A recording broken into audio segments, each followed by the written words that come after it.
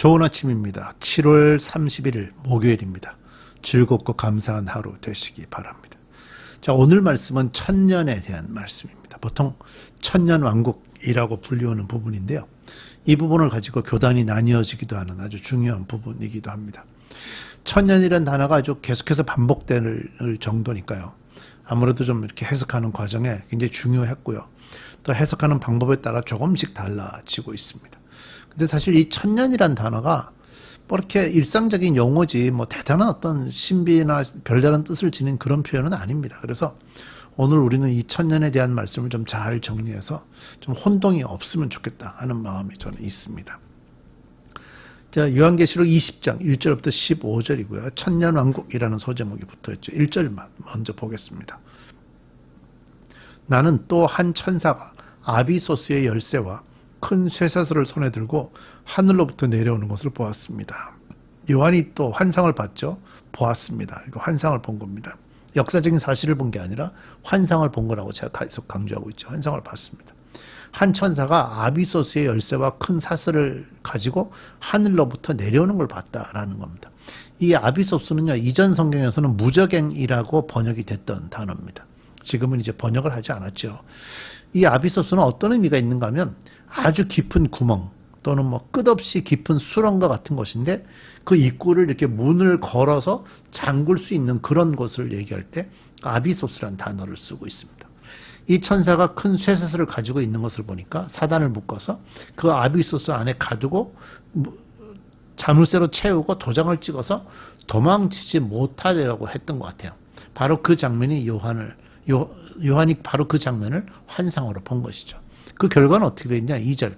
그는 그 용, 곧 악마요, 사탄인 그 옛 뱀을 붙잡아 결박하여 아비소스에 던지고 닫은 다음에 그 위에 봉인을 하여 1000년 동안 가두어 두고 1000년이 끝날 때까지는 민족들을 미혹하지 못하게 하였습니다.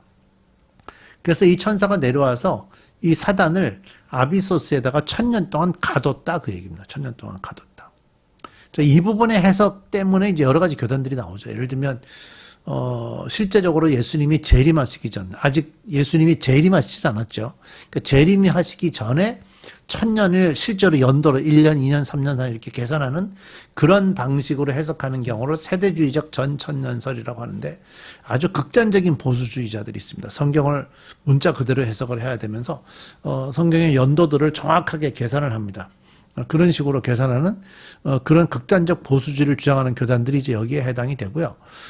뭐 이런 것들을 제가 오늘 다 얘기해야 될 필요는 없을 것 같고 좀 간단히 설명한다면 우리가 소속한 교단 대다수의 기독교회들은 일반적으로 무천년설이라고 하는 해설을 하고 있습니다. 그러니까 사단이 묶여 있는 이 기간이 지난 그 예수 그리스도가 오셔서 사단을 묶으신 그때부터 지금까지다.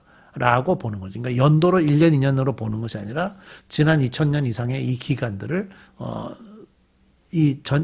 그 기간을 이 천년으로 보는 거예요. 그래서 이거를 부를 때 보통 무천년설이라고 이제 부르게 되죠. 예를 들면 이제 예수님이 뭐 여러 번 사단을 묶고 귀신을 내쫓고 하셨잖아요. 그리고 요한 1서에서 요한은요, 하나님의 아들이 나타나신 것은 마귀의 일을 멸하시기 위함이다 하는 말씀도 있을 정도로 이미 그리스도가 처음에 오셔서 사단을 묶었습니다. 그런데 묶인 사단이 지금도 활동을 하거든요. 활동을 하는데 그 활동이 사실은 이런 의미로 목줄이 매어 있는, 갇혀 있는 상태에서 활동 정도로 이해를 하시면 좋을 것 같아요. 그러니까 맹견이 풀렸을 때하고 맹견이 줄에 묶여 있을 때야 아주 다른 활동을 보이죠. 그런 의미라고 좀 보시면 좋을 것 같고요. 하지만 사단은 그리스도에 의해서 이미 패자의 운명을 가지고 있는 우리의 원수입니다. 그러니까 그렇게 걱정해야 될 상태는 아닙니다. 왜? 그는 분명히 패자인 것이니까요. 자, 그 다음에 4절부터 보죠. 내가 또 보좌들을 보니 그 위에 사람들이 앉아 있었는데 또 보좌를 봤어요. 그러니까 요한은 또 환상을 보는 거예요. 그 위에 사람들이 앉아 있었는데 그들은 심판할 권세를 받은 사람들이었습니다. 또 나는 예수의 증언과 하나님의 말씀 때문에 목이 베인 사람들의 영혼과 그 짐승이나 그 짐승 우상에게 절하지 않고 그들의 이마와 손에 표를 받지 않은 사람들을 보았습니다. 그들은 살아나서 그리스도와 함께 1000년 동안 다스렸습니다. 그 나머지 죽은 사람들은 1000년이 끝날 때까지 살아나지 못하였습니다. 이것이 첫째 부활입니다. 이 첫째 부활에 참여하는 사람은 복이 있고 거룩합니다. 그 사람에게는 둘째 사망이 아무런 세력도 부리지 못합니다. 이 사람들은 하나님과 그리스도의 제사장이 되어서 1000년 동안 그와 함께 다스릴 것입니다. 자, 앞부분은 좀 세상적인 관점이고 여기는 이제 그 하나님 나라의 관점에서 보는 거고요. 요한이 보좌를 봤는데 그 보좌에 있는 분들이 예수님의 말씀 때문에 순교한 사람들의 짐승의 표를 받지 않은 사람들과 짐승의 표를 받지 않은 사람들의 영혼이라고 그러죠. 그리고 이들은 첫 번째 부활을 거친 사람들이라고 얘기합니다. 첫째 부활은 뭐냐면요. 우리가 세상에서 죽을 때 나타나는 현상입니다. 죽을 때 바로 부활하는 그 현상을 얘기하는 거고요. 둘째 사망은 뭐냐? 둘째 사망은 지옥으로 예수님이 심판자로 오셔서 완전히 최종적으로 지옥으로 들어가도록 만드는 거. 그게 둘째 사망이에요. 근데 우리는 이미 거기에 영향을 받지는 않죠. 왜? 하나님의 이름이 우리 이마에 새겨져 있기 때문에 우리는 거기에 영향을 받지 않습니다. 그래서 이 첫째 사망에 대한 얘기가 나오고 그 다음에 7절 사단의 패망에 대한 말씀입니다. 1000년이 끝나면 사단은 옥에서 풀려나서 아까 3절에 우리가 읽을 때 이런 부분이 있었어요. 제가 안 읽었네요. 사단은 그 뒤에 잠시 동안 풀려나오게 되어 있습니다. 그랬거든요. 그 7절에 보면 1000년이 끝나면 사단은 옥에서 풀려나서 잠시 풀려나는 겁니다. 1000년이 끝나면 사단은 묶여 있었던 그 아비소스에서 잠시 풀려나게 되는데 8절 땅의 사방에 있는 민족들 곧 곡과 마곡을 미혹하려고 나아갈 것입니다. 그리고 전쟁을 하려고 그들을 모을 것인데 그들의 수는 바다의 모래와 같을 것입니다. 그들은 지면으로 올라와서 성도들의 진과 하나님께서 사랑하시는 도시를 둘러쌌습니다. 그러나 하늘에서 불이 내려와서 그들을 삼켜버렸습니다. 그들을 미혹하던 악마도 불과 유황의 바다로 던져졌는데 그것은 그 짐승과 거짓 예언자가 있는 곳입니다. 거기에서 그들은 영원히 밤낮으로 고통을 당할 것입니다. 사단이 풀려나면 아주 무섭게 그리스도인들을 공격하게 될 것이고요. 땅의 사방에 있는 민족들 또는 곡과 마곡이라고 했는데 그것은 이스라엘에게 영향을 끼쳤던 이스라엘에게 공격했던 가까운 또는 먼 그런 나라들을 얘기하는 겁니다. 그들까지 사단이 공격을 하려고 그래요. 그러니까 세상에서 힘이 좀 있다고 하는 모든 세력들이 다 사단의 영향력 속에 있는 거고 그리고 모든 세상의 세력들이 다 모여서 그 세력들이 매우 강하게 될 것이다 라고 얘기하는 거 있어요. 그래서 그들이 모여가지고 누구를 공격하려고 하는가 하면 성도들의 진과 하나님이 사랑하시는 도시를 공격한다 그랬는데 사실 그들이 모인 곳이 교회죠. 그러니까 결국 오늘날의 교회가 공격받게 될 것이라고 그러는 거예요. 그래서 교회가 정말 말씀에 서야 되지 교회가 사람들의 전통이나 아주 위대한 지도자나 아주 똑똑한 어떤 사람들이나 뭐 이런 게 서서는 안 됩니다. 우리가 친교로 이루어지는 것이 아니라 교회가 정말 말씀에 잘 서야 되는데 교회를 공격하겠다고 그들이 둘러쌌더니 하나님께서 그들에게 불을 내리셔서 다 무너뜨리신다는 거죠. 그리고 그와 함께하던 세력들이 전부 다 불과 유황바다에 던져지고 그곳에서 그들은 영원히 고통을 받게 될 것이다 라고 말씀하죠. 자, 그 다음에 크고 흰 보좌에서 심판을 내리시다는 소제목인데 11절부터 15절입니다.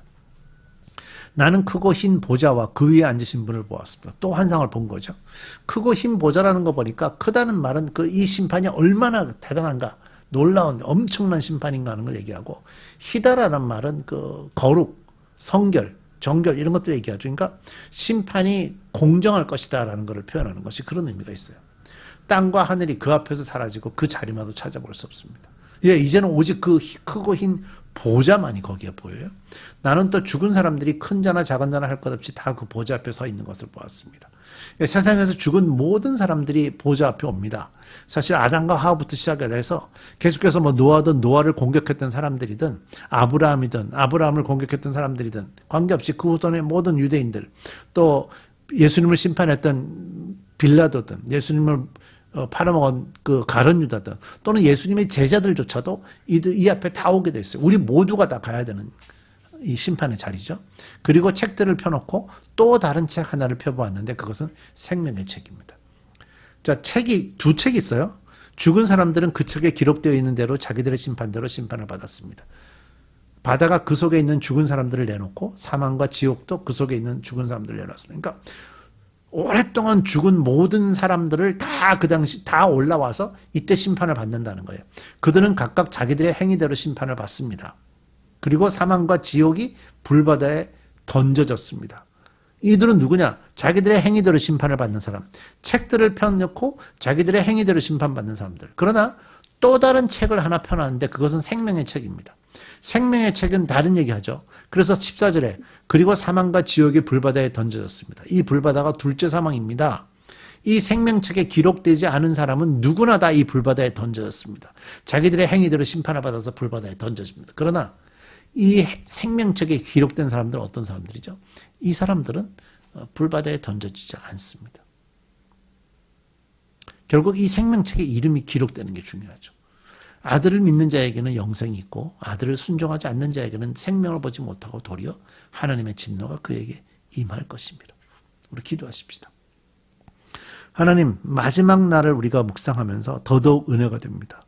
우리가 이 하나님의 자리에 있다는 것이 큰 은혜입니다. 절대로 놓치지 않게 하시고 사단이 목줄에 매여 있음에도 불구하고 우리를 공격하려 할 때 우리가 더 확실하게, 더 든든하게 믿음 안에 서는 저희들 되게 해 주옵소서. 예수님의 이름으로 기도드립니다.